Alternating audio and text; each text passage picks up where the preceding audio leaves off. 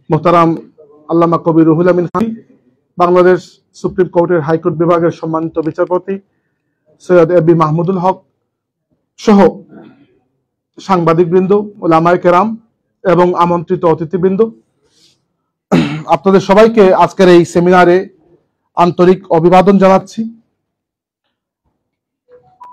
আমরা এই সেমিনারটি আয়োজন করেছি মূলত একটি লেখার উপর ভিত্তি করে, আর লেখাটি ছিল বাংলাদেশের বর্তমান অন্তর্বর্তীকালীন সরকার যে কয়েকটি কমিশন গঠন করেছেন, তার মধ্যে একটি ছিল সংবিধান সংস্কার কমিশন। এবং এই কমিশন থেকে বাংলাদেশের বিভিন্ন প্ল্যাটফর্ম, বিভিন্ন সংস্থা বা ব্যক্তির কাছে সংবিধান সংস্কারের জন্য কিছু প্রস্তাব চাওয়া হয়েছিল। এর আলোকে বালাকোট চেতনা উজ্জীবন পরিষদের পক্ষ থেকেও আমরা কিছু প্রস্তাব পেশ করেছিলাম। সেই প্রস্তাবগুলো মূলত ইংরেজি ভাষায় ছিল এবং পরবর্তীতে এই সেমিনারের সুবিধার্থে এটিকে আমরা বাংলায় অনুবাদ করেছি। আজকে এটি আমি আপনাদের সামনে প্রবন্ধ আকারে উপস্থাপন করব এবং এর পরবর্তীতে সমালোচনা, প্রশ্নোত্তর আমাদের যেভাবে সেমিনারে কোরআন অনুযায়ী চলবে ইনশাআল্লাহ। সম্মানিত উপস্থিতি, আমরা এই প্রবন্ধ উপস্থাপনের প্রাক্কালে কিছু কথা প্রথমে বলতে চাই। আমি এই প্রবন্ধটি যখন উপস্থাপন করছি তখন আপনাদের এটি জানা রাখার কথা যে আমরা সবাই সংবিধান বিশেষজ্ঞ নয় এবং সংবিধানের পুরো কাঠামোর উপর আমরা কথা বলিনি। আমরা শুধুমাত্র বালাকোট চেতনা উজ্জীবন পরিষদের পক্ষ থেকে ইসলামী দৃষ্টিকোণ থেকে আমাদের কিছু প্রস্তাব তাদের কাছে পাঠিয়েছি এবং এই প্রস্তাবগুলো কিছু প্রেক্ষাপটের আলোকে প্রণীত হয়েছে।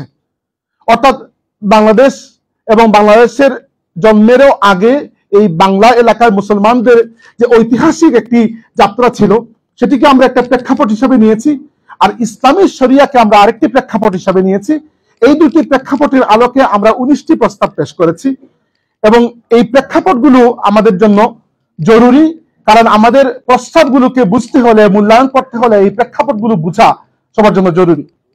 তাই আমি শুরু করছি যে আমরা প্রথমে ধন্যবাদ দিয়েছি তাদেরকে যে ঐতিহাসিক জুলাই গণ অভ্যুত্থানের পরে বাংলাদেশের যে অন্তর্বর্তীকালীন সরকার প্রতিষ্ঠিত সরকার শপথ নিয়েছেন, এরপরে এই সংকটাপন্ন মুহূর্তে যে কয়েকটি কমিশন জাতিকে সংস্কার করার দায়িত্ব নিয়েছে তার মধ্যে সংবিধান সংস্কার কমিশন অন্যতম।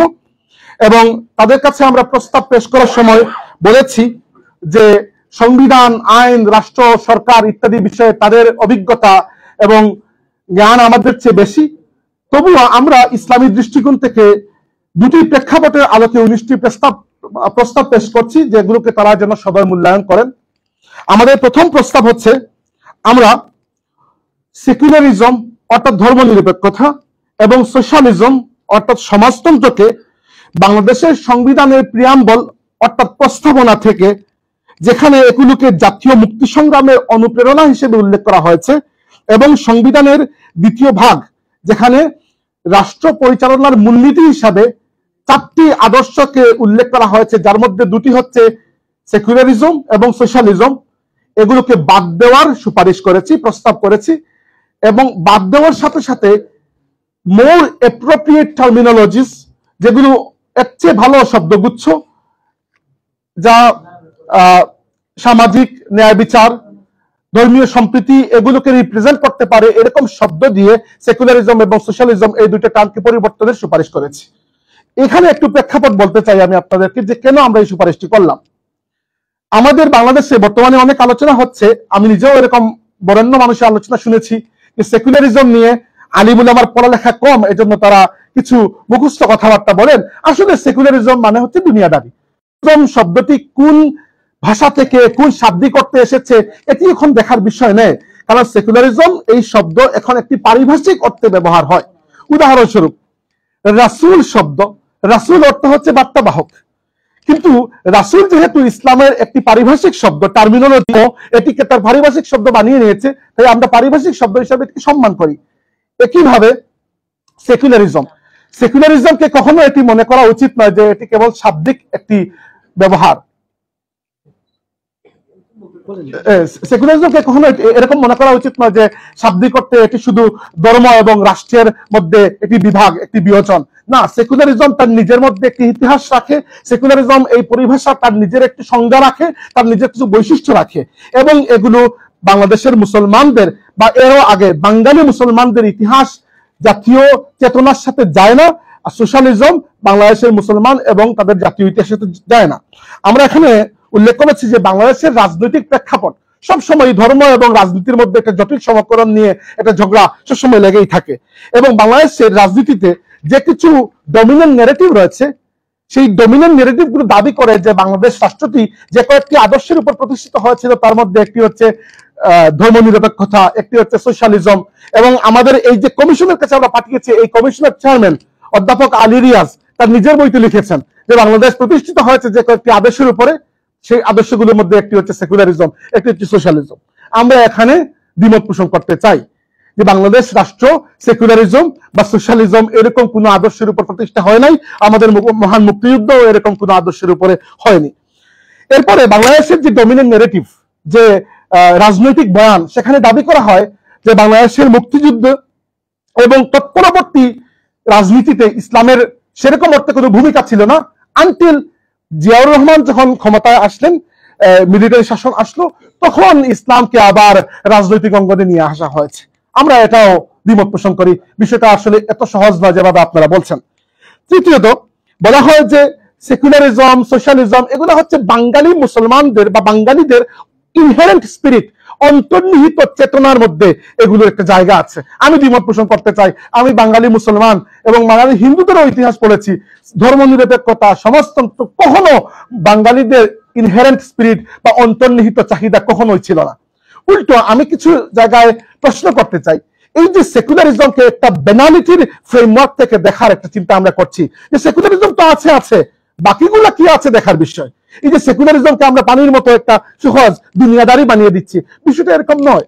সেকুলারিজম নিয়ে যারা ইদানিং লেখাপড়া করেছেন, কানাডার চার্লস টেইলর, স্পেনের হুসে কাসানোভা, আমেরিকার আপনারা ধরতে পারেন অধ্যাপক তালাল আসাদ, তারা সেকুলারিজমের ইতিহাস নিয়ে আলোচনা করেছেন এবং আমাদেরকে দেখিয়েছেন সেকুলারিজম এই টার্মিনোলজির পেছনে ইউরোপিয়ান ইতিহাসটা খুব অঙ্গাঙ্গিভাবে জড়িত। ইউরোপে রাষ্ট্র এবং চার্চের মধ্যে যে সংঘাত ছিল, সেই সংঘাতগুলো নিয়ে অনেক ধর্মযুদ্ধ হয়েছে। এরপরে ইউরোপিয়ান সোসাইটি আস্তে আস্তে এটা স্বীকার করে নিয়েছে যে ধর্মের জায়গা আলাদা, সমাজ এবং রাষ্ট্রের জায়গা আলাদা। তখন শুধুমাত্র পশ্চিম ইউরোপে, এমনকি আমেরিকায়ও না, শুধু পশ্চিম ইউরোপে সেকুলারিজমকে একটি আদর্শ হিসেবে গ্রহণ করা হয়েছে। অথচ আমাদের বাংলা অঞ্চলে দুই ধর্মের মানুষের মধ্যে সংঘাতের ইতিহাস আছে, কিন্তু রাষ্ট্র আর ধর্মের মধ্যে সংঘাতের ইতিহাস নাই। সুতরাং সেকুলারিজম সেটি আমাদের নিজেদের মধ্যে ইনহেরেন্টলি বিল্ড আপ হওয়া কোনো আইডিয়া না, এটি ওই ওয়েস্ট থেকে, পশ্চিম ইউরোপ থেকে আমাদের কাছে এসেছে, আমাদের সংবিধানে এটি এসে জায়গা করে নিয়েছে। এছাড়া প্রফেসর হুসে কাসানোভা, যিনি সেকুলারিজম নিয়ে লেখালেখি করা বর্তমান যুগের শ্রেষ্ঠ একজন পণ্ডিত, কিন্তু দেখিয়েছেন যে সেকুলারিজমের অনেক লেভেল আছে। সবচেয়ে প্রাথমিক যে লেভেল, আইডিওলজিক্যাল লেভেল, সেই লেভেলে এসে সেকুলারিজম প্রথমেই ধর্মকে অপ্রাসঙ্গিক করে দেয়। বাঙালি মুসলমান কিংবা বাঙালি হিন্দুও তার জীবন থেকে, সমাজ থেকে, পরিবার থেকে ধর্মকে অপ্রাসঙ্গিক করা, এটা কি কখনো মেনে নেবে? নাকি আমাদের ইতিহাসে কখনো এর কোনো জায়গা ছিল? অতএব সেকুলারিজম এই পুরো আইডিওলজিটা বাঙালি মুসলমানের চিন্তা চেতনার সাথে কখনোই খাপ খায় না। উল্টো আমরা দেখি, বড় আশ্চর্যের বিষয়, এই বাংলা এলাকার ইতিহাসকে শেপ করার ক্ষেত্রে ইসলামের একটি চমৎকার ভূমিকা ছিল, অনস্বীকার্য ভূমিকা। প্রথমে আসি আমরা ব্রিটিশ আমলে। এত লম্বা ইতিহাস বলার তো সুযোগ নেই, কিন্তু কিছু গুরুত্বপূর্ণ আন্দোলন যেগুলো বাঙালি মুসলমানের মধ্যে একটা চেতনাবোধ জাগিয়েছে, সেগুলো যদি আপনারা দেখেন, উদাহরণস্বরূপ আমি যদি 90s এর কথা বলি, অর্থাৎ 19বিংশ শতাব্দীর কথা, তাহলে তিনটি বড় আন্দোলন ছিল। একটি হচ্ছে খিলাফত আন্দোলন, এবং দুঃখিত, প্রথমটি হচ্ছে ফরায়েজি আন্দোলন, যেটি হাজী শরীয়তুল্লাহ এবং এরপরে ওনার পুত্র দুদু মিয়া এদের নেতৃত্বে চলেছে। ফরায়েজি আন্দোলন বাঙালি কৃষকদের মধ্যে একটা মুসলিম চেতনা জাগ্রত করেছে হিন্দু জমিদার এবং ব্রিটিশ নীল চাষীদের বিরুদ্ধে। প্রথমবার এই একটা আন্দোলন, যেটি বাংলার কৃষক শ্রেণীর মানুষের কাছে অনেক সাড়া পেয়েছে। দ্বিতীয়ত সবচেয়ে বড় আন্দোলন আমার কাছে যেটি গুরুত্বপূর্ণ, সেটা হচ্ছে তরিকায়ে মুহাম্মদিয়া। আপনারা মনে করতে পারেন যে তরিকায়ে মুহাম্মদিয়ার প্রতিষ্ঠাতা সৈয়দ আহমদ বেল্লভী, তিনি তো ওই দিল্লি, বেরেলি, উত্তরপ্রদেশ ওই এলাকার মানুষ। হ্যাঁ, সৈয়দ আহমদ বেল্লভী ওই এলাকার মানুষ এবং তিনি শহীদও হয়েছেন বর্তমান পাকিস্তানের বালাকুট এলাকায়। কিন্তু সৈয়দ আহমদ বেল্লাবী হজে যাওয়ার পূর্বে 1820 সালে যখন কলকাতায় এসেছিলেন, তখন কলকাতার অন্তত 10,000-এর মতো মানুষ, যেটি বাংলা মিডিয়ায় আপনারা পাবেন এই তথ্য, 10,000-এর মতো মানুষ সৈয়দ আহমদ বেল্লাবীর হাতে বায়াত হয়েছিলেন। এবং সৈয়দ আহমদ বেল্লাবীর সাথে বাংলার অন্যতম চেতনার প্রাণ পুরুষ যদি আমরা কাউকে বলি, মীর নিসার আলী তিতুমির, তিনিও হজে গিয়েছিলেন এবং পরবর্তীতে এসে এই তরিকায়ে মোহাম্মদিয়া থেকে উদ্বুদ্ধ হয়ে তিতুমিরের পরবর্তী আন্দোলনগুলো চলেছে। একটা হচ্ছে তিতুমিরের আন্দোলন, ব্রিটিশ বিরোধী আন্দোলন ধরতে পারেন। সৈয়দ আহমদ বেল্লাবীর খলিফাদের মধ্যে আরেকজন ছিলেন নূর মোহাম্মদ নিজামপুরী, যিনি বালাকোট যুদ্ধ শরিক ছিলেন এবং পরবর্তীতে তার থেকে যে তরিকাগুলো বেরিয়েছে এগুলো বাংলা বিহার এই অঞ্চলে ইসলামের প্রচার প্রসার এবং মুসলমানদের মধ্যে একটা মুসলিম চেতনাবোধ জাগ্রত করতে বলিষ্ঠ ভূমিকা রেখেছে। তৃতীয়ত আরেকটি ধারা যদি আমরা দেখি, সৈয়দ আহমদ বেল্লাবীর খলিফাদের মধ্যে মৌলানা কারামত আলী, তার যে পিসফুল দাওয়া অ্যাক্টিভিটি, এটি পরবর্তী তার সিলসিলার মধ্যেও খুঁজে পাওয়া যায়। তাহলে সৈয়দ আহমদ বেল্লাবী 1831 সালে বালাকোট যুদ্ধে শাহাদত বরণ করেছিলেন ঠিকই, কিন্তু দুটি ঘটনা এখানে গুরুত্বপূর্ণ। একটি হচ্ছে 1820 সালে অন্ততপক্ষে 10,000 মুসলিম আলিম উলামা কলকাতায় সৈয়দ আহমদ বেল্লাবীর হাতে বায়াত করেছেন, আর সৈয়দ আহমদ বেল্লাবীর পরবর্তীতে তার তরিকায়ে মোহাম্মদিয়া মীর নিসার আলী তিতুমির, নূর মোহাম্মদ নিজামপুরী, মৌলানা কারামত আলী জৌনপুরী, এরকম মহাত্ম পুরুষদের মাধ্যমে একটি বহুমুখী আন্দোলন হয়ে বাংলা এবং অন্যান্য এলাকা ছড়িয়ে পড়েছিল। এবং পরবর্তীতে এই এই অঞ্চলে যতটুকু ইসলামী আন্দোলন হয়েছে, এখন হচ্ছে আর পরবর্তীতে হবে, সবগুলো কোনো না কোনো ভাবে সৈয়দ আহমদ বেল্লাবীর ওই তরিকায়ে মোহাম্মদিয়ার সাথে যুক্ত। এটি আইডিওলজিক্যাল পয়েন্ট থেকে হোক বাট যুক্ত। এরপরে 19 শতাব্দীতে আরেকটি বড় আন্দোলন হয়েছে, সেটা হচ্ছে মোহাম্মদ আলী জওহরের নেতৃত্বাধীন খেলাফত আন্দোলন। সেই খেলাফত আন্দোলনে অন্তত পক্ষে যদি হাজার না হয়, অন্তত পক্ষে কয়েকশো বাঙালি উলামা, বাঙালি মুসলিম উলামা সংযুক্ত হয়েছিলেন। তার মানে আমরা কি দেখি যে বাঙালি মুসলমানদের মধ্যে সেকুলারিজম তো গড়ে উঠেই নাই, বরং এরকম কিছু ইভেন্ট আমরা দেখি যেগুলোতে প্রমাণিত হয় যে বাঙালি মুসলমানদের মধ্যে অনেক শক্ত একটা মুসলিম চেতনাবোধ, আমি ইসলামিক চেতনাবোধ যদি নাও বলতে চাই, কমপক্ষে মুসলিম চেতনাবোধ জাগ্রত হয়েছিল, এরকম অনেক আন্দোলন হয়েছে। এরপরে আসেন আপনারা 20 শতাব্দীর শুরুর দিকে 1906 সালে যখন ঢাকায় মুসলিম লীগ প্রতিষ্ঠা হয়েছে, কে করেছে প্রতিষ্ঠা? বাঙালি মুসলমানরাই, বাঙালি মুসলিম নেতারাই করেছেন। পাকিস্তান আন্দোলন বাঙালি মুসলিম নেতারাই করেছেন। সো আমরা ব্রিটিশ আমলে দেখি এই এলাকার মুসলমানদের মধ্যে কমপক্ষে সেকুলারিজম, সোশ্যালিজম এরকম কোন আইডিয়া ডেভেলপ হয় নাই, বরং এর থেকে শক্ত যদি আমি বলতে পারি যে খুব শক্তিশালী একটি মুসলিম চেতনা জাগ্রত হয়েছে। এরপরে পাকিস্তান আমলে দেখেন, আমি আপনাদেরকে এই বইয়ে রেফারেন্স দিয়ে কথা বলেছি, আপনারা মিলিয়ে নেবেন। যে আমি এক কথায় যদি বলি, পাকিস্তান আমলে পূর্ব পাকিস্তানের জনগণের কোন রাজনৈতিক কার্যক্রমেই বাঙালি জাতীয়তাবাদ ও ইসলামী ভাবাদর্শের মধ্যে কোনো দ্বন্দ্বের ইঙ্গিত ছিল না। আপনারা পূর্ব পাকিস্তান আওয়ামী মুসলিম লীগ, তার সঙ্গে বাঙালি জাতির চাহিদা, বাঙালি জাতির জাতীয়তাবোধ, এগুলার বিরুদ্ধে দাঁড় করানোর একটা প্রবণতা, সেকুলারিজম, সেকুলারাইজেশন, সোশ্যালিজম, এরকম কোন আইডিওলজি ছিল না। বরং পূর্ব পাকিস্তান মুসলিম লীগ থেকে যখন পূর্ব পাকিস্তান আওয়ামী লীগ হলো, সেই আওয়ামী লীগের কোন রাজনৈতিক কার্যক্রমে আনটিল 1907 যে নির্বাচনী ইশতেহার ছিল, সেই ইশতেহারের মধ্যে না সেকুলারিজম ছিল, না সোশ্যালিজম ছিল, না অন্য কোন ভাষাতাত্ত্বিক জাতীয়তাবোধের কোনো কথা ছিল। বড় আশ্চর্যের বিষয়ে আপনারা খুঁজে পাবেন তাদের স্পষ্ট যে বয়ান ছিল, তারা সেখানে তাদের ইয়ের মধ্যে লিখেছে, তাদের নির্বাচনী ইশতেহারের মধ্যে, যে no legislation shall be enacted repugnant to the Quran and Sunnah and steps shall be taken to enable citizens to order their lives following the principle of equality and brotherhood in Islam. অর্থাৎ যুক্তফ্রন্টের নির্বাচনী ইশতেহার ছিল যে কোরআন সুন্নাহ বিরোধী কোনো আইন এই অঞ্চলে করা হবে না। কোন জায়গায় সেকুলারিজম কিন্তু আমরা খুঁজে পাচ্ছি না। 1954 আসলো। এরপরে আসেন পরবর্তী সময়, আমি এখানে একটু লম্বা করে সবকিছু আলোচনা করি নাই, যেহেতু সেই সুযোগটাও ছিল না আমাদের, কিন্তু রেফারেন্স দিয়েছে, আপনারা দেখে নিতে পারেন বা ফার্দার স্টাডিজের জন্য, ফার্দার রিসার্চের জন্য, যে শেখ মুজিবুর রহমানের 6 দফা আন্দোলন, সর্বদলীয় ছাত্র সংগ্রাম পরিষদের 11 দফা দাবি, আওয়ামী লীগের 1970 সালের নির্বাচনী ইশতেহার, কিংবা 1972 সংবিধান প্রণয়ন হওয়ার আগ পর্যন্ত আমাদের জাতীয় ঘোষণাপত্র বলতে যা ছিল, সেটা হচ্ছে 1971 সালের প্রক্লেমেশন অফ ইন্ডিপেন্ডেন্স, স্বাধীনতার ঘোষণাপত্র। কোন জায়গায় না সেকুলারিজমের কোনো আলোচনা ছিল, না সোশ্যালিজমের কোনো আলোচনা, না এক পাকিস্তান থেকে সরে এসে একটা ধর্ম নিরপেক্ষ সেকুলার রাষ্ট্র বানানোর কোনো আকাঙ্ক্ষা এখানে প্রস্ফুটিত হয়েছিল না, সোশ্যালিস্ট কোনো আইডিওলজি ছিল, কিছুই ছিল না। আপনারা গুগলে সার্চ দিয়ে বাংলাদেশের স্বাধীনতার ঘোষণাপত্র পড়তে পারেন, সেখানে না সেকুলারিজমের কোনো আলোচনা না সোশ্যালিজমের কোনো আলোচনা। তাহলে আমি যদি একটি বলি যে 1972 সালের সংবিধানে রাষ্ট্রের মূলনীতি হিসাবে এবং স্বাধীনতা যুদ্ধের চেতনা বা ইন্সপিরেশন হিসাবে সেকুলারিজম এবং সোশ্যালিজমকে হঠাৎ করে এসে ঢুকিয়ে দেওয়া হয়েছে, আমি মনে হয় খুব ভুল কথা বলছি না। হ্যাঁ ঠিক আছে, আমি এটা স্বীকার করছি যে শেখ মুজিবুর রহমান বারবার বলেছেন, এবং তিনি জার্মান একটা পত্রিকাকে সাক্ষাৎকার দিয়েছেন রিসেন্টলি, আমি পড়লাম ওই পত্রিকাটি, যে তিনি বলেছেন যে সেকুলারিজম মানে ধর্ম নিরপেক্ষতা, দুঃখিত, সেকুলারিজম মানে ধর্মহীনতা নয়, তিনি বলেছেন, স্বীকার করেছেন। এবং সংবিধান প্রণয়ন কমিটির প্রধান যিনি ছিলেন ডক্টর কামাল হোসেন, তিনি বলেছেন, তার সাক্ষাৎকারটাও আমি পড়েছি, যে আমরা সেকুলারিজমকে গ্রহণ করতে বাধ্য ছিলাম এজন্য যেন ধর্মীয় আগ্রাসন এবং ধর্মীয় বৈষম্য রোধ হয়। তাহলে আমার একটা সত্য প্রশ্ন, ধর্মীয় সম্প্রীতির জন্য এমনও শব্দ পৃথিবীতে আছে বাংলা এবং ইংরেজি ভাষায় যেগুলোকে আপনারা এই জায়গায় ব্যবহার করতে পারেন, এবং এই প্রস্তাব আমরা দিয়েছিও। কিন্তু সেকুলারিজম তার নিজস্ব একটা সংজ্ঞা আছে, বৈশিষ্ট্য আছে, ইতিহাস আছে, তাকে ভিন্ন অর্থে আমাদের সংবিধানে কি জন্য ব্যবহার করা হলো, এটাই আমাদের এখানে আপত্তি। আমরা ধর্মীয় সম্প্রীতির পক্ষে, আমরা কোনো মানুষ চায় না ধর্মীয় সংঘাতের মধ্যে দেশ থাকুক, কিন্তু ধর্মীয় সম্প্রীতি বুঝাতে সেকুলারিজম কি একটি পারফেক্ট শব্দ? I don't think so.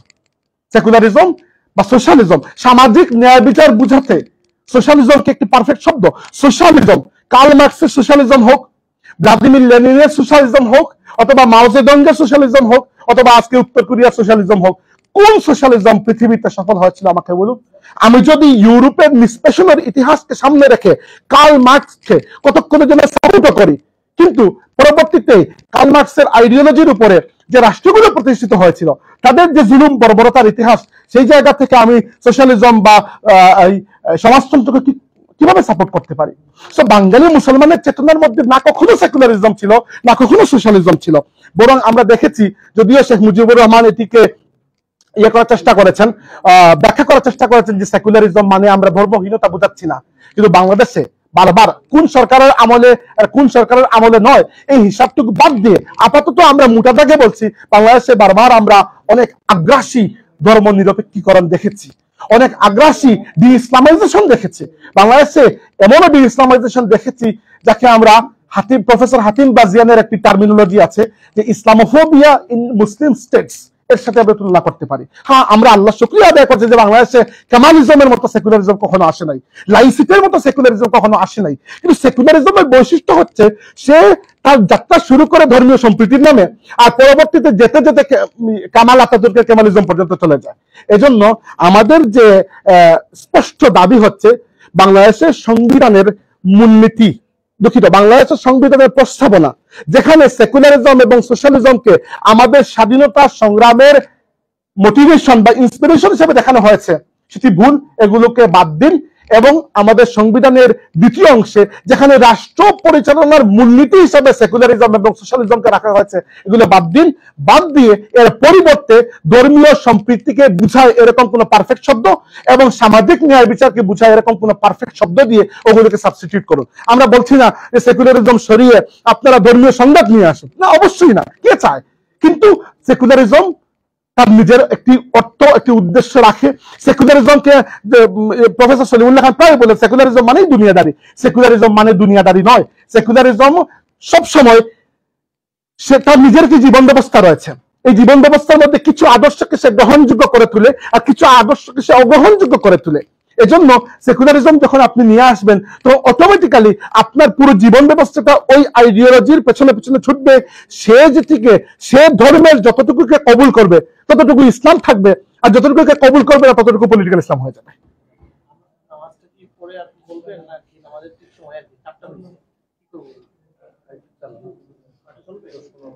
এর মধ্যে শেষ হয়ে যাবে।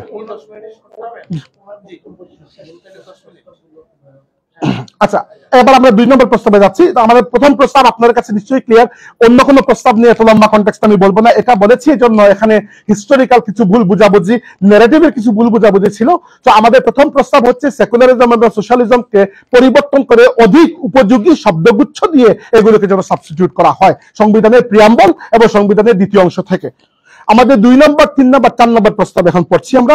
আমাদের 2 নম্বর প্রস্তাব ছিল আমাদের আচ্ছা, পৃষ্ঠার নাম্বার হচ্ছে 9, আপনারা ধরতে পারেন যদি চান।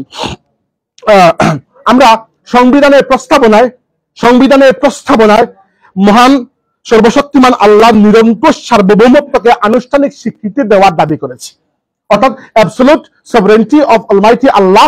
এটিকে সংবিধানের প্রস্তাবনা, যেখানে সংবিধানের ঘোষণাপত্র, এটা জাতির নিজের ঘোষণা করছে, সেখানে স্বীকৃতি দেওয়ার কথা বলছি। এবং এটা কোনো অভূতপূর্ব কথা নয় যে আমরাই প্রথম বলেছি।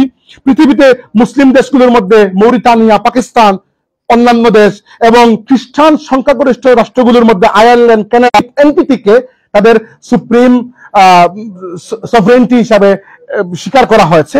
সো আমরা কোনো অভূতপূর্ব কথা বলছি না, বরং এটি পৃথিবীর অন্যান্য সংবিধানের মধ্যেও ছিল। তৃতীয় প্রস্তাব হচ্ছে আমরা ইসলামকে, যেখানে আমাদের সংবিধানে যেখানে ইসলামকে প্রথম ভাগে রাষ্ট্রধর্ম হিসাবে স্বীকৃতি দেওয়া হয়েছে, সেটিকে বহাল রাখার প্রস্তাব দিয়েছি। এবং একই সাথে সংবিধানের প্রস্তাবনা অর্থাৎ প্রিয়াম্বলের মধ্যে ইসলামকে নৈতিক দিক নির্দেশনার ভিত্তি বা ফাউন্ডেশন ফর মোরাল গাইডেন্স হিসাবে অন্তর্ভুক্ত করার দাবি করেছি। এবং এটিও কোনো নতুন কিছু নয়, আপনারা খুঁজে দেখতে পারেন মুসলিম দেশগুলোর মধ্যে মালয়েশিয়া, তিউনিসিয়া এবং খ্রিস্টান সংখ্যাগরিষ্ঠ দেশগুলোর মধ্যে ডেনমার্ক, নরওয়ে এবং আইসল্যান্ডের মতো দেশেও তাদের সংবিধানে কোনো না কোনো ধর্মকে রাষ্ট্রধর্ম হিসেবে স্বীকৃতি দেওয়া হয়েছে। তার মানে এই নয় যে কানাডায় অন্য কোনো মানুষ ধর্ম পালন করতে পারে না, পারে, অবশ্যই পারে। এবং আমরা একই সাথে বলেছি যে হিন্দু, বৌদ্ধ, খ্রিস্টান এবং অন্যান্য ধর্মের অনুসারী যারা তাদের ধর্মীয় ঐতিহ্য যেন স্বাধীনভাবে পালন করতে পারে, সেই সুযোগটা বাংলাদেশের সংবিধান যেন নিশ্চিত করে। তাহলে আমাদের তৃতীয় প্রস্তাব হচ্ছে ইসলামকে রাষ্ট্রধর্ম হিসাবে বহাল রাখা এবং একই সাথে সংবিধানের প্রস্তাবনায় ইসলামকে নৈতিক আদর্শ বা নৈতিক মানদণ্ডের ভিত্তি হিসাবে স্বীকৃতি দেওয়া। চতুর্থ প্রস্তাব হচ্ছে আমরা সংবিধানে এমন একটি প্রভিশন, এমন একটি বিধান অন্তর্ভুক্ত করা দাবি করেছি যাতে স্পষ্টভাবে উল্লেখ থাকে যে বাংলাদেশের কোন সরকারি কোরআন সুন্নাহ বিরোধী কোনো আইন যেন না করে। এটি আমাদের স্পষ্ট কথা যে আমাদের সংবিধানে এরকম প্রভিশন থাকবে যেন বাংলাদেশের পরবর্তী কোন লেজিসলেশন বা কোন জুডিশিয়াল ডিসিশন ইভেন তৈরি না হয় যেটি কোরআন এবং সুন্নাহর সরাসরি কন্ট্রাডিক্টরি। এই 3টি প্রস্তাবের প্রেক্ষাপট একটু সংক্ষেপে আলোচনা করতে চাই, কিন্তু আমি 5 মিনিটের বেশি নেব না ইনশাল্লাহ। সেটা হচ্ছে এই প্রস্তাবগুলো আমরা কোন জায়গা থেকে দিলাম? এই প্রস্তাবগুলো দিয়েছে আমরা ইসলামী শরিয়ার প্রেক্ষাপট থেকে। এজন্য যাদের কাছে আমরা প্রস্তাব দিচ্ছি, আপনাদের মনে রাখতে হবে যে আমাদের সংবিধান সংস্কার যে কমিশন হয়েছে সেখানে সিনিয়র আলিমুল আমার উপস্থিতি রাখা হয় নাই, মূলত সংবিধান বিশেষজ্ঞ, আইনজ্ঞ, তাদের কাছে আমরা প্রস্তাব দিচ্ছি। যেহেতু আমরা ইসলামের দৃষ্টিকোণ থেকে প্রস্তাব দিচ্ছি, তাই ইসলামী শরিয়াকে কিভাবে তারা বুঝতে পারে এবং আইন প্রণয়নের ক্ষেত্রে ইসলামী শরিয়াকে কিভাবে তারা ব্যাখ্যা করতে পারে, সেই কাঠামোটাও আমরা তাদেরকে বানিয়ে দিয়েছি। আমরা বলেছি যে বড় দুঃখজনক ভাবে অজ্ঞতাবশত কিছু মানুষ মনে করে যে ইসলামী শরিয়া হচ্ছে চুরের হাত কাটা টাইপের কিছু আইন এবং ওগুলোর সমষ্টি। কিন্তু ইসলামী শরিয়া কেবল কিছু দণ্ডবিধির সমষ্টি নয়। ইসলামী শরিয়া মানে পুরো দ্বীন ইসলাম। এর মধ্যে আকাইদ রয়েছে, এর মধ্যে আহকাম রয়েছে, এর মধ্যে আখলাক রয়েছে। ইসলামী শরিয়া ততটুকুকেই কভার করে যতটুকুকে দ্বীন ইসলাম কভার করে। সো ইসলামী শরিয়তের সংজ্ঞা কি? ইসলামী শরিয়তের সংজ্ঞা হচ্ছে আল্লাহ তার বান্দাদের জন্য, যেটা ইমাম কুরতুবী বলেছে শরিয়া হচ্ছে নাজাতের পথ। এবং শরিয়ার সংজ্ঞা দেওয়ার পরে একটু ব্যাখ্যা, একটু বৈশিষ্ট্য বলতে চাই যে হাফিজ ইবনুল কাইয়িম, একজন 1300 শতাব্দীর ইসলামী ফকিহ, তিনি বলেছেন যে ইসলামী শরিয়া তার যে ভিত্তির উপর প্রতিষ্ঠিত, সেই ভিত্তিটা হচ্ছে 4টা। একটা হচ্ছে আদল বা ন্যায় বিচার, জাস্টিস, আরেকটা হচ্ছে রাহমা অর্থাৎ দয়া, আরেকটি হচ্ছে মাসলাহা অর্থাৎ সার্বিক জনকল্যাণ, আর আরেকটি হচ্ছে হিকমা অর্থাৎ প্রজ্ঞা। তাই তিনি ইবনুল কাইয়িম শরিয়ার বৈশিষ্ট্য এটা বলছেন যে ইসলামী শরিয়া কোন সময় আদল, রাহমা, তারপরে মাসলাহা এবং ইয়ে থেকে হিকমত থেকে বের হতে পারে না। এমনকি কোনো মানুষ যদি ইসলামী শরিয়ার এমন কোনো ব্যাখ্যা দেয় যেটি আদল থেকে সরে অন্যদিকে চলে গেছে, যেটি হিকমত থেকে সরে অন্যদিকে চলে গেছে, তাইলে এটি ইসলামী শরিয়া হতে পারে না। বুঝতে হবে ওই ব্যক্তির ব্যাখ্যার মধ্যে ভুল রয়েছে। এবার আমরা ইসলামের শরিয়াকে বোঝার জন্য তাদেরকে একটা ফ্রেমওয়ার্ক বানিয়ে দিয়েছি যে ইসলামের শরিয়াকে বোঝা যায় অনেকভাবে, অনুধাবন করার অনেক পদ্ধতি আছে, কিন্তু মোটা দাগে ইসলামের শরিয়াকে বোঝার জন্য সবচেয়ে সহজ পদ্ধতি হচ্ছে মাকাসিদুস শরিয়া। শরিয়ার কিছু উদ্দেশ্য আছে, এই উদ্দেশ্য আল্লাহ তাবারাকা ওয়া তাআলা লিখে পাঠাননি, আল্লাহ শরিয়া দিয়েছেন এবং পরবর্তীতে আলেম উলামা এই শরিয়াকে স্টাডি করার পরে এই শরিয়ার যে বিধিবিধান এগুলোকে সামনে রেখে এগুলোর উদ্দেশ্য নিরূপণ করেছেন। এই শরিয়ার এই উদ্দেশ্যগুলোকে মাকাসিদ বলা হয়। ইসলামের শরিয়ার অনেকগুলো মাকাসিদ বা উদ্দেশ্য রয়েছে যেগুলোকে শরিয়া সার্ভ করতে চায়। তার মধ্যে প্রথম বা প্রধান মাকাসিদ যেটিকে আমরা বলতে পারি সেটা হচ্ছে দরুরিয়াত, এবং এর মধ্যে 5টি উদ্দেশ্য আছে। এর মধ্যে একটি ইসলামের শরিয়ার একটি মৌলিক উদ্দেশ্য হচ্ছে দ্বীন রক্ষা করা, ইসলামকে রক্ষা করা। 2 নম্বর উদ্দেশ্য হচ্ছে মানুষের জীবনকে রক্ষা করা। 3 নম্বর হচ্ছে মানুষের সম্পদকে রক্ষা করা। 4 নম্বর হচ্ছে মানুষের বংশীয় পবিত্রতাকে রক্ষা করা। আর 5 নম্বর হচ্ছে মানুষের আকল, মানুষের দিমাগকে, ব্রেনকে, মানুষের চিন্তা চেতনা বুদ্ধিমত্তাকে রক্ষা করা। এবার যদি আপনারা 11 নম্বর পৃষ্ঠা জানা, আমি পড়ে শোনাচ্ছি না, ইসলামী শরিয়ার, আমি আবার বলছি, আল্লাহ এবং আল্লাহর রাসূল প্রণীত যে কোনো আইন কানুন, ইসলামের শরিয়ার যে কোনো বিধিনিষেধ যদি আপনি নেন তাহলে দেখবেন ওই 5টি উদ্দেশ্যের মধ্যে কোনো একটি উদ্দেশ্যকে ওই আইনটি সার্ভ করছে। আপনি উদাহরণস্বরূপ আপনি বলতে পারেন যে ইসলাম কেন মদ হারাম করলো? কারণ মানুষের আকলকে হেফাজত করার জন্য। ইসলাম কেন জুয়া হারাম করলো? মানুষের সম্পদকে হেফাজত করার জন্য। ইসলাম কেন প্রবাহিত রক্ত বক্ষণ করা হারাম করলো? মানুষের জীবন রক্ষার জন্য। ইসলাম কেন বিবাহকে উৎসাহ প্রদান করে? বংশ রক্ষার জন্য। ইসলাম কেন এলজিবিটি কে ক্রিমিনালাইজ করে? কারণ মানুষের বংশীয় পবিত্রতা রক্ষার জন্য। এরকম ইসলামী শরিয়ার যে নিয়মে আপনি ধরবেন দেখবেন আপনি যে ওই 5টির মধ্যে বা আরো আছে, ওই 5টি হচ্ছে প্রধান, এরপরে আরো আছে, এই 5টির মধ্যে এই মাকাসিদ গুলোর মধ্যে কোনো একটা মাকসাদ ইসলামী শরিয়ার ওই আইন সার্ভ করছে। তাইলে আমরা তাদেরকে যেটা বলতে যাচ্ছি আমাদের সংবিধান কমিশনকে, যে আপনারা মনে করতে পারেন যে ইসলামী আইন, এই সেকুলার নেশন স্টেটের মধ্যে ইসলামী আইন আমরা কিভাবে বাস্তবায়ন করব? আপনি ইসলামী শরিয়াকে যদি তার মাকাসিদের দৃষ্টিকোণ থেকে দেখেন তাহলে ইসলামী শরিয়াকে সর্বোচ্চ পর্যায়ে আমাদের সংবিধানে এবং পরবর্তীতে স্টেট ক্রাফটের মধ্যে ঢুকানো কোনো কঠিন বিষয় নয়। মানুষের জীবন রক্ষা হয় এরকম যে আইন আপনি করবেন সেটি ইসলামী শরিয়ার সাথে সামঞ্জস্যপূর্ণ, কারণ এটি ইসলামী শরিয়ার মাকাসিদগুলোর মধ্যে একটি মাকসাদকে সার্ভ করছে। আপনি মানুষের সম্পদ রক্ষার জন্য যে আইন করবেন সেটি ইসলামী আইন না হলেও ইসলামী শরিয়ার সাথে সামঞ্জস্যপূর্ণতার সন্দেহ নাই, এটি ইসলামী শরিয়ার মাকাসিদগুলোর মধ্যে একটি মাকসাদকে সার্ভ করছে। এরকম আমরা তাদেরকে বুঝিয়ে দিয়েছি এবং বলেছি যে ইসলামী শরিয়া যদিও মূলত ব্যক্তিকেন্দ্রিক কথাবার্তা বলে ব্যক্তির ইসলাহের জন্য, কিন্তু জাতিগত সমষ্টিগত বিষয়ও ইসলামী শরিয়া আমাদেরকে মূলনীতি দিয়েছে। উদাহরণস্বরূপ ইসলামী শরিয়া আমাদেরকে বিচারের মূলনীতি দিয়েছে যে সর্বদা প্রিজাম্পশন অফ ইনোসেন্স কে বহাল রাখা হবে। অর্থাৎ একজন ব্যক্তিকে আপনি অভিযুক্ত করলেন, তাকে তার নির্দোষ প্রমাণ করতে হবে না, বরং যিনি অভিযোগ দিয়েছেন তাকে ওই ব্যক্তিকে দোষী প্রমাণ করতে হবে। একই সাথে ইসলামী শরিয়া আমাদেরকে রাষ্ট্রীয় কার্যাবলী সম্পাদনের জন্য নিয়ম দিয়েছে শুরা, খালি মাথাভিত্তিক ভোট নয় বরং পরামর্শ সভা বিল্ড আপ করার মাধ্যমে কার্য পরিচালনা করা। তাই আমি বলছি যেটি ইসলামী শরিয়াকে যদি আমরা মাকাসিদের দৃষ্টিকোণ থেকে বুঝি তাহলে যে আইন দিন রক্ষা করে, জীবন রক্ষা করে, সম্পদ রক্ষা করে, মানুষের বংশীয় পবিত্রতা রক্ষা করে এবং মানুষের চিন্তা বুদ্ধিমত্তা জ্ঞানকে রক্ষা করে, সেটি ইসলামী শরিয়ার সাথে সামঞ্জস্যপূর্ণ। এটি কোরআনের আয়াতের এক্স্যাক্টলি কোরআনের আয়াতের রেপ্লিকা যদি নাও হয় তবুও সমস্যা নাই। যদি ডিরেক্টলি কোরআন সুন্নাহর বিরুদ্ধে না যায় তাহলে এটিকে আমরা শরিয়ার মধ্যে অ্যাকোমোডেট করতে পারবো। তাই আমি যেটি প্রস্তাব দিচ্ছি যে ইসলামী শরিয়ার পক্ষ থেকে এটি এমন কোনো প্রস্তাব নয় যেটা ইম্পসিবল, এমন কোনো প্রস্তাব নয় যেটি এটিকে আপনারা করতে পারবেন না। Just you have to understand the sharia through the lens of maqasid. এবার আমরা 5 নম্বর প্রস্তাবে যাচ্ছি। এই ছিল আমাদের 2-3-4 নম্বর প্রস্তাবের কনটেক্সট।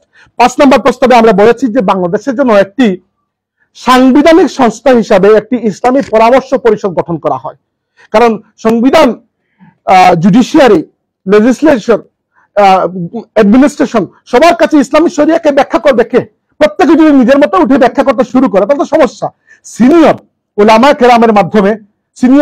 কেরামের মাধ্যমে যদি বাংলাদেশে একটি সাংবিধানিক সংস্থা থাকে ইসলামী পরামর্শ পরিষদ, তারা সংবিধানকে ব্যাখ্যা করতে পারবে ইসলামের দৃষ্টিকোণ থেকে এবং জুডিশিয়ারি এবং সরকারকে পরামর্শ দিতে পারবে। এরপরে 6 নম্বর প্রস্তাবে আমরা বলেছি যে এলজিবিটি কিউ অর্থাৎ lesbian, gay, bisexual, transgender, queer plus plus plus এই যে অ্যাক্টিভিটি গুলো আছে এগুলোকে যেন মৌলিক অধিকার বা অন্য কোনো অধিকার হিসাবে স্বীকৃতি না দেওয়া হয়। কারণ এগুলো শুধু ধর্ম বিরোধী নয়, মানবতা বিরোধীও, এবং পৃথিবীর কোনো সমৃদ্ধ সভ্যতা এবং সুস্থ সংস্কৃতি এগুলোকে কবুল করবে না। তাই আমরা বলেছি যে আমাদের লিঙ্গ যে তালিকা, যেটি মেল ফিমেল, এখানে ট্রান্সজেন্ডারকে যেন অন্তর্ভুক্ত করা না হয়, আর যাদের রিয়েল জেন্ডার ডিফর্মিটি রয়েছে তাদেরকে ইন্টারসেক্স নামে অভিহিত করা হয়, ট্রান্সজেন্ডার নামে যেন করা না হয়।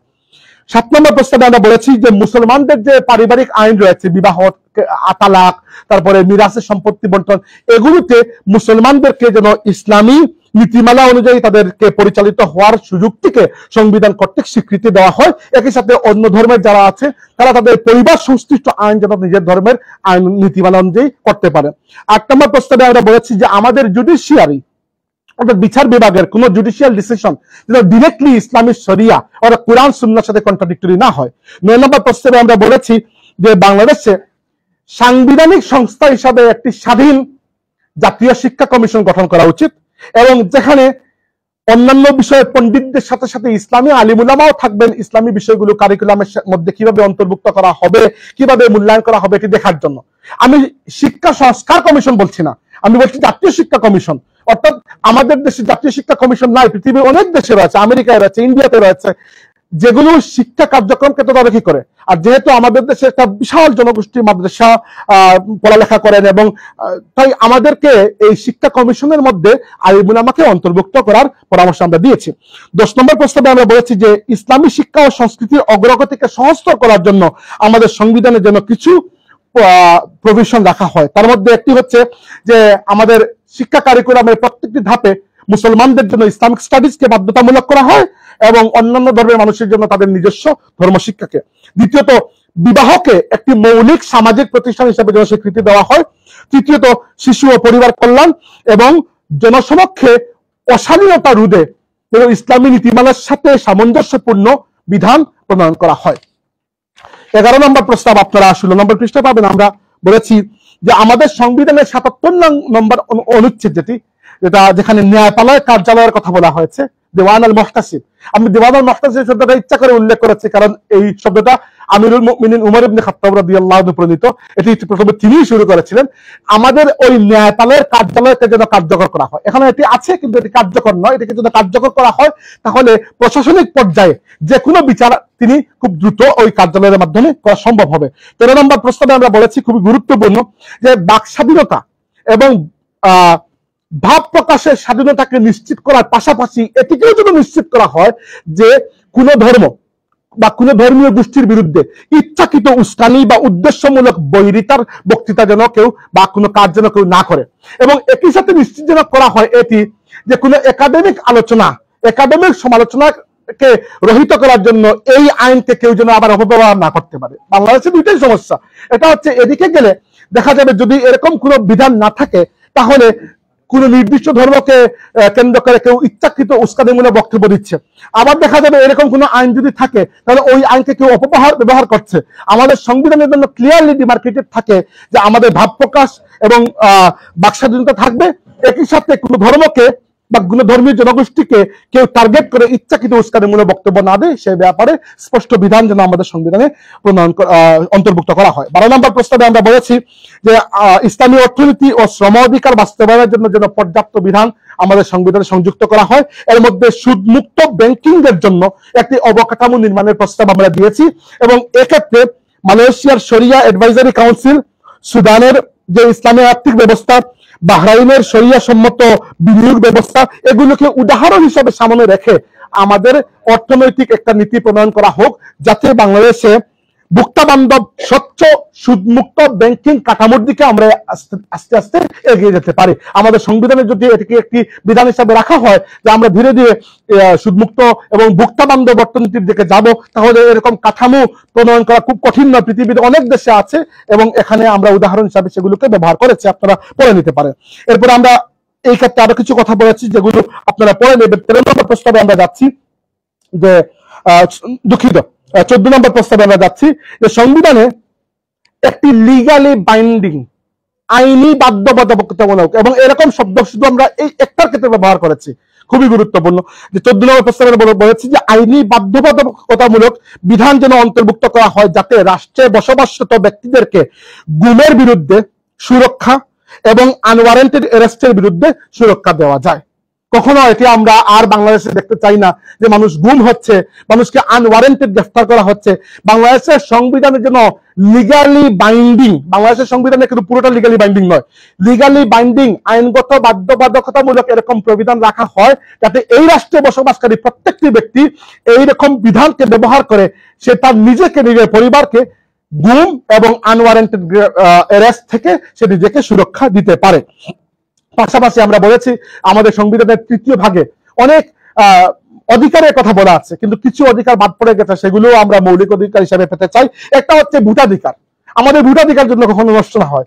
দ্বিতীয়ত হচ্ছে তথ্য প্রাপ্তির অধিকার, সরকার কোন জায়গায় কি ব্যয় করছে আমি যেন চাইলে তথ্যটা পেতে পারি। তৃতীয়ত শিক্ষার অধিকার, এটি আমাদের মৌলিক অধিকার হিসাবে স্বীকৃতি দেওয়া হোক। চতুর্থ পরিচ্ছন্ন ও স্বাস্থ্যকর পরিবেশের অধিকার। আর এরপরে হচ্ছে ভোক্তা সুরক্ষার অধিকার। 15 আমরা শেষের দিকে চলে আসছি। 15 নম্বর প্রস্তাবে আমরা বলেছি বাংলাদেশে প্রধানমন্ত্রীর যে একক ক্ষমতা সেটিকে কমিয়ে সেমি প্রেসিডেন্সিয়াল একটি সরকার ব্যবস্থার দিকে আমরা যেন যেতে পারি, সংবিধানে যেন এরকম বিধান থাকে। এবং সেমি প্রেসিডেন্সিয়াল বলতে আমরা এখানে উদাহরণ দিয়েছি ফ্রান্স, পর্তুগাল, ফিনল্যান্ডের মতো দেশগুলো, এখান থেকে আমরা উদাহরণ নিতে পারি। আমরা রাশিয়ার কথা ইচ্ছা করে বলি নাই, কারণ রাশিয়া তো কাগজে কলমে সেমি প্রেসিডেন্সিয়াল, কিন্তু এক ব্যক্তি ওইখানে ক্ষমতায় বসে আছেন এবং একজনের হাতেই রাষ্ট্রের সর্বময় ক্ষমতা। এজন্য রাশিয়ার উদাহরণ আমরা ইচ্ছা করে আনিনি, আমরা এনেছি ফ্রান্স, পর্তুগাল এবং ফিনল্যান্ডের উদাহরণ, যেখানে রাষ্ট্রপতি এবং প্রধানমন্ত্রীর মধ্যে ক্ষমতার একটা বিভাজন আছে এবং বাংলাদেশের সংবিধানে ক্লিয়ারলি এগুলো ডিমার্কেট করা থাকবে। উদাহরণস্বরূপ রাষ্ট্রপতি পররাষ্ট্র বিষয় এবং প্রতিরক্ষা দেখলেন, প্রধানমন্ত্রী অর্থনীতি এবং ডোমেস্টিক পলিটিক্স দেখলেন। এইগুলো যদি ক্লিয়ারলি ডিমার্কেটেড থাকে তাহলে ওভারল্যাপিং হবে না এবং চেক এন্ড ব্যালেন্সটা বজায় থাকবে।